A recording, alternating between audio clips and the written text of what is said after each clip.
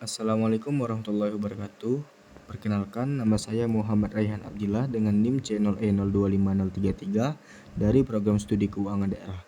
Pada video kali ini, saya akan menjelaskan tentang norma perhitungan pajak dan cara menghitung pajak dengan norma perhitungan.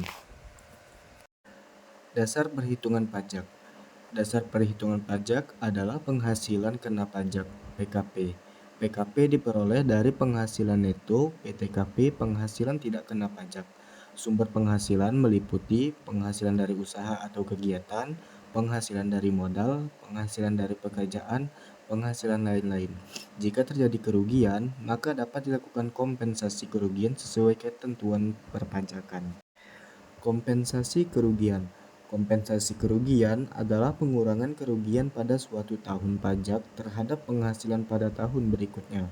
Jenis kompensasi kerugian ada dua, yaitu horizontal, antara unit usaha dalam tahun yang sama, dan vertikal, ke tahun berikutnya maksimal 5 tahun.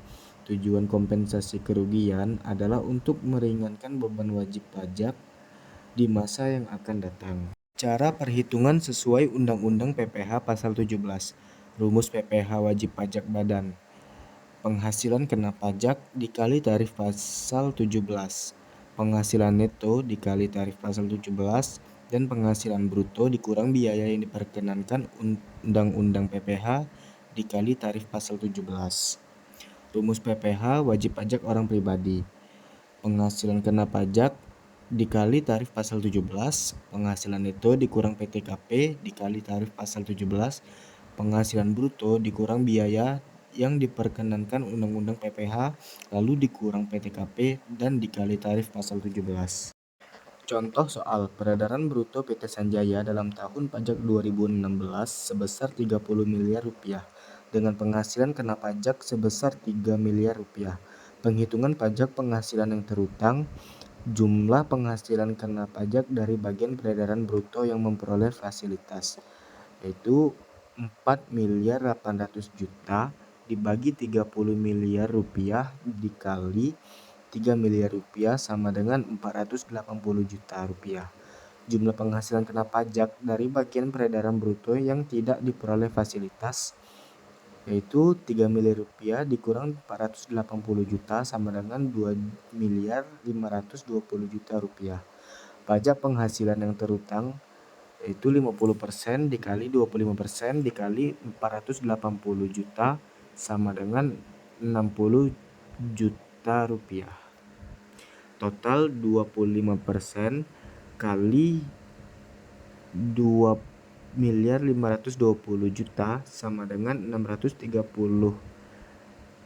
juta ditambah 60 juta sama dengan 690 juta.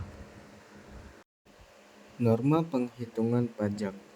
Norma penghitungan pajak adalah norma yang dapat digunakan oleh wajib pajak dalam penghitungan penghasilan neto dalam satu tahun pajak sebagai dasar penghitungan PPh pasal 25/29 terutang. Tujuan untuk menyederhanakan perhitungan untuk mencari penghasilan neto.